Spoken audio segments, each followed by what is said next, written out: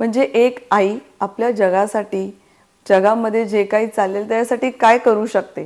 समाजामध्ये कोणाला कुठल्या गोष्टीची कमी आहे, कमतरता आहे, त्यांना काय गोष्टींची त्यांना गरज आहे, त्यासाठी आम्ही समाजासाठी नेहमी करत असतो आणि आम्हाला ते मनापासून करायला आवडतं.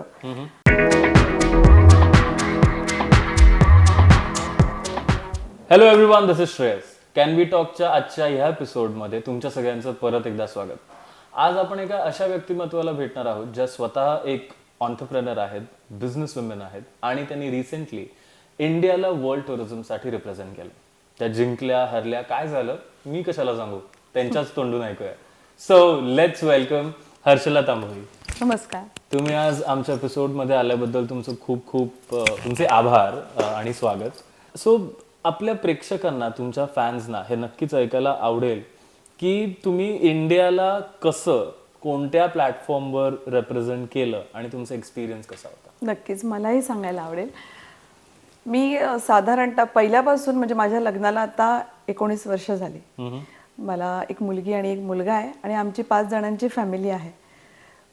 मला सुरुवातीपासूनच लहानपणापासून मॉडेलिंगची आवड होती, पण घरून सपोर्ट नव्हता आणि त्याच्यामुळे मग नाही जमलं ते. म्हणजे शिक्षण MBA केलं आणि त्यानंतर मग लग्न केलं, मुलं झाली, मग मिस्टरांबरोबर बिझनेस सुरू केला आणि तो बिझनेस करता करता अशीच वर्ष गेली. मुलांना पण मोठं करण्यात, त्यांचं शिक्षणाकडे लक्ष देण्यात अशीच वर्ष गेली.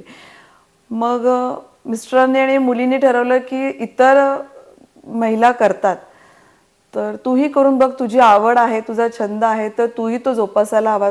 कायम आमच्यासाठीच तू करत आलीस, आता स्वतःसाठी काहीतरी कर. म्हणून मग मी एक मिसेस इंडिया लेगसी म्हणून दिल्लीला जे पॅजंट आहे त्या पॅजंट थ्रू माझ्या जर्नीची सुरुवात केली. तिथे मी विनर झाली.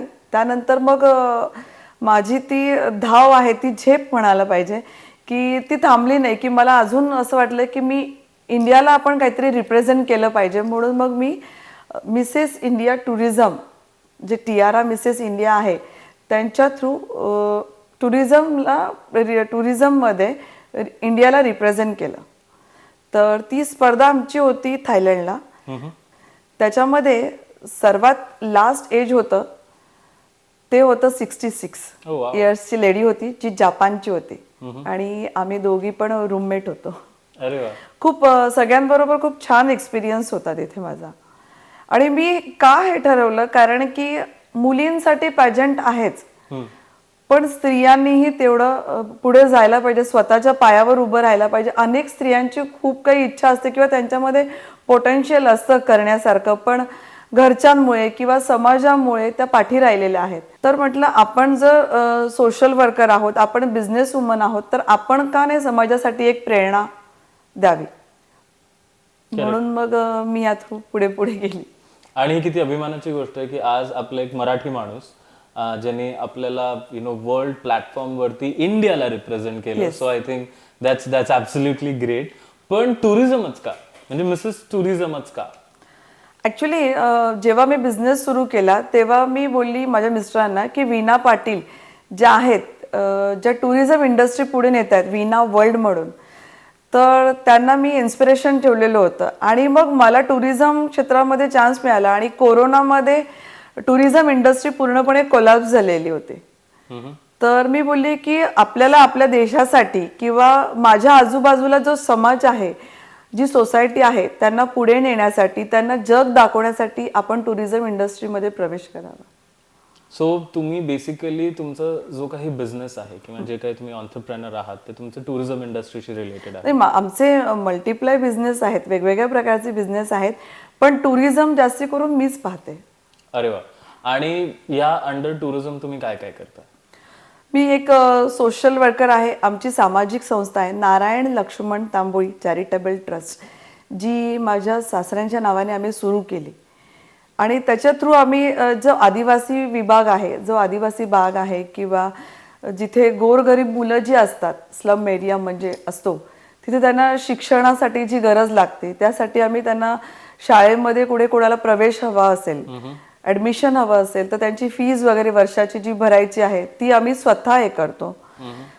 जसं मेन्स्ट्रुअल हायजीन, जे महिलांना पाळी येते, दर महिन्याला मासिक पाळी येते, त्याच्यामध्ये आता हे जे पॅड विस्पर वगैरे यूज करतात ते आदिवासी पाड्यामध्ये या महिलांना माहीतच नाहीये, तिथपर्यंत ते पोचलेलंच नाहीये. म्हणजे ते यूज करतात पण त्याचा उपयोग तुम्ही कसा केला पाहिजे, त्याला किती वेळ यूज केलं पाहिजे एका नॅपकिनला, आणि त्याच्यामुळे आपल्याला काय हानी होऊ शकते, कुठला रोग होऊ शकतो. जसं की गर्भाशयाची पिशवी आजकाल लवकर काढली जाते, ओव्हरीचे कॅन्सर होतात. हे जे काही महिलांमध्ये जास्ती प्रमाणात कॅन्सर वाढत चाललेलं आहे, त्याच्यावरती आम्ही त्यांना स्पीच देतो, त्यांना सांगतो की कसं यूज करायचं असतं, कसं नाही. आणि एवढंच नाही तर आम्ही त्या भागामध्ये जाऊन दर महिन्याला हे नॅपकिन म्हणजे त्यांना वाटतो सुद्धा, डिस्ट्रीब्यूट करतो. क्या बात आहे. म्हणजे फक्त तुम्ही म्हणजे एक काय म्हणतात ते ग्लोबल पॅजंट फक्त नाहीये, पण तुम्ही टुरिझम रिलेटेड बिझनेसही करता. त्याच्याबरोबर तुम्ही ह्या CSR ऍक्टिव्हिटीज जे आपण म्हणतो की कॉर्पोरेट सोशल रिस्पॉन्सिबिलिटीज, तुम्ही सोसायटीसाठी सुद्धा काम करता. पण मग हे सगळं करण्याची काय म्हणजे कशासाठी? म्हणजे तुमच्याकडे बिझनेस आहे, तुम्ही छान सेटल्ड आहात, तुम्ही ते वीकेंड्स चिल करू शकता, फॅमिली बरोबर टाइम देऊ शकता. म्हणजे असं का वाटलं की आपण सोसायटीसाठी काहीतरी वेगळं करूया? कारण की आता जे आमचं स्टेटस आहे, तर आम्ही दोघांनी पूर्णपणे पहिल्यापासून, म्हणजे माझ्या मिस्टरांनी आणि मी पहिल्यापासून कष्ट केले आणि कष्ट करूनच हे जे काही आता उभं केलेलं आहे साम्राज्य, ते आमच्या स्वतःच्या हिमतीवर आम्ही उभं केलेलं आहे. आणि आम्ही कधी पण पुढे जाताना आपल्या पाठीमागच्या लोकांकडे पाहतो की समाजामध्ये कोणाला कुठल्या गोष्टीची कमी आहे, कमतरता आहे, त्यांना काय गोष्टींची त्यांना गरज आहे, त्यासाठी आम्ही समाजासाठी नेहमी करत असतो. आणि आम्हाला ते मनापासून करायला आवडतं. आणि आम्ही हे स्वतःच्याच स्वतःच्याच हिमतीवर आणि स्वतःच्याच पैशाने करतो, कोणाकडनं म्हणजे अशी ट्रस्टला असते ना की ह्याच्याकडनं पैसे आले ट्रस्टमध्ये, चॅरिटी वगैरे, तसं काही नाही. स्वतःच्या ह्याच्यामधनं चॅरिटी करतो. जेव्हा तुम्ही इंडियाला रिप्रेझेंट करत होता त्याच्यासाठी तुम्ही तयारी कशी केली?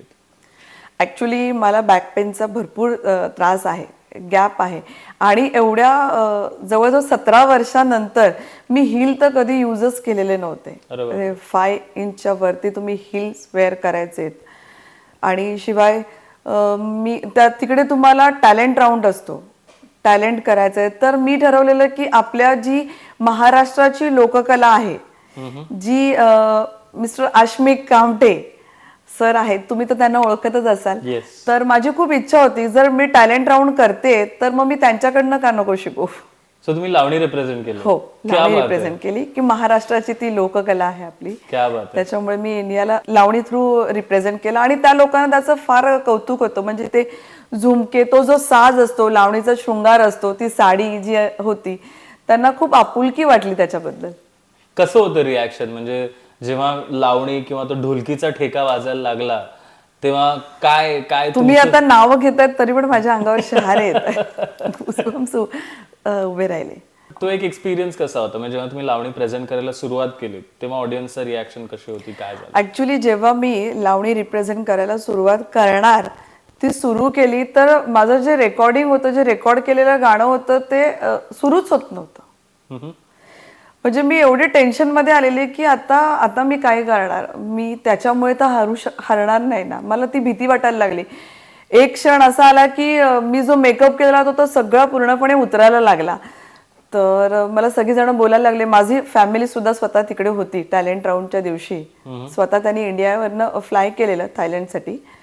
आणि ते आलेले, ते बोलले तू घाबरू नकोस बघ, काहीतरी होईल. मग माझ्या सासूबाईंच्या मोबाईल हा तिकडे कनेक्ट केला आणि त्याच्यावरनं मग लावणीची सुरुवात झाली. आणि मग तेव्हा जो मी काय ठेका पकडला तो म्हणजे लास्ट पर्यंत खूप छानच झालं. आणि किती राऊंड असतात अशा? एक तुमचा टॅलेंट राऊंड असतो, एक क्वेश्चन आन्सर राऊंड असतो, जो पॅजेंटमध्ये सगळ्यात इम्पॉर्टंट गोष्ट आहे ती. आणि तुम्ही दिवसभरामध्ये तुम्ही कसे राहतात, तुम्ही उठबस कसं, तुमचं लोकांशी बोलणं कसं आहे, तुम्ही चालताय कसं, तुम्ही वेअर काय करताय, तुम्ही स्टायलिश आहात की नाही, या सगळ्यापासून तिथे पाहिलं जातं. आणि तुम्ही सोशल म्हणून तुम्ही लोकांपर्यंत काय संदेश पोहोचवतात. तुम्ही एक क्वीन म्हणून तुमची निवड केली तर तुम्ही काय म्हणून तुम्ही त्यांना मदत करू शकता. टुरिझम रिलेटेड किंवा ट्रॅव्हल रिलेटेड इंडस्ट्रीमधल्या कोणत्याही महाराष्ट्रातल्या किंवा देशातल्या आपल्या भारतातल्या कोणत्याही व्यक्तिमत्वाला समज रिप्रेझेंट करायचं असेल ह्या वर्षी किंवा पुढच्या वर्षी, तर काय मेसेज द्याल, त्यांनी काय करणं गरजेचं आहे? सर्वात प्रथम तर मी हे सांगेन की ह्या टुरिझम इंडस्ट्री म्हणजे जे मी मिसेस टुरिझम पॅजंट जे मी प्रेझेंट केलं, इंडियाला रिप्रेझेंट केलं, त्याची टॅगलाईन होती की a mother who care for the world. Wow. म्हणजे एक आई आपल्या जगासाठी, जगामध्ये जे काही चाललेलं त्यासाठी काय करू शकते. आणि कॅन्सर पेशंटवरती आम्हाला त्यांनी एक सब्जेक्ट दिलेला होता की कॅन्सर पेशंटबद्दल तुम्ही कशी मदत करू शकतात कॅन्सर पेशंटला. आता जे स्त्रियांमध्ये आहात, मी तुम्हाला जसं सांगितलं की मी मेन्स्ट्रुअल हायजीन त्याच्यावरती काम करते म्हणून. तर टुरिझम इंडस्ट्री आता बऱ्यापैकी सुधारत चाललेली आहे. पण हे जे GST वगैरे जे ॲप्लिकेबल झालेले आहेत, तर इंडियामध्ये आणि आउट ऑफ इंडिया जर आपल्याला जायचं असेल तर त्याच्यावरती पण 5% अजून तुमचा TCS ॲड होतो. तर हे भरपूर अशा लोकांना परवडत नाही. कारण की तुम्हालाही वाटत असेल, मलाही वाटतं की आपण वर्ल्ड पूर्ण पाहिलं पाहिजे. हा भाग नाही पाहिला.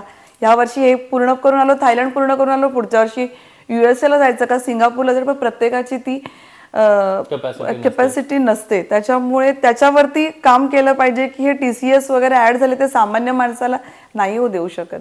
करेक्ट. पण मग जे नवीन लोक ज्यांना अप्लाय करायचंय किंवा या पॅजंटमध्ये जायचंय त्यांच्यासाठी काय सांगाल, कशी तयारी करायची? पॅजंटसाठी तयारी करायची म्हणजे सर्वप्रथमतः आपण हे नाही विसरलं पाहिजे की आपण आधी समोरच्याचा उद्देश पाहिला पाहिजे आपण की तो का पेजंटला आपल्या इंडियाला रिप्रेझेंट का करतोय, कशासाठी ती लेडी रिप्रेझेंट करते, तिची त्याच्या मागची भावना, तिचा उद्देश काय आहे. आणि त्याशिवाय जेव्हा ती क्वीन बनते, ती विनर होते, तेव्हा तिने विसरलं नाही पाहिजे की आपण कशासाठी ह्याच्यामध्ये पाऊल टाकलेलं.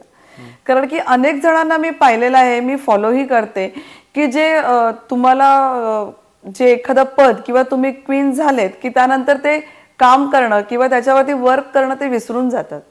करेक्ट. सो बेसिकली आपण म्हणतोय की तुम्ही ह्या पेजंटमध्ये जाणार असाल तर तुमचं विजन आणि फोकस हे खूप तुम्ही म्हणजे हे फक्त बॉडी शेमिंग वरती वगैरे नसतं अवलंबून. आपण स्वतः किती आतमधून सुंदर आहोत आणि आपण स्वतःला कसं रिप्रेझेंट करू शकतो, स्वतःला कसं जगासमोर आपण प्रेझेंट करू शकतो, त्याच्यावरती डिपेंड करतं. ॲब्सोल्युटली. आणि आय थिंक हा खूप इम्पॉर्टंट मेसेज आहे की फक्त तुमची एक्सटर्नल ब्युटी नाही पण तुमची इंटरनल ब्युटी सुद्धा तेवढीच महत्वाची आहे.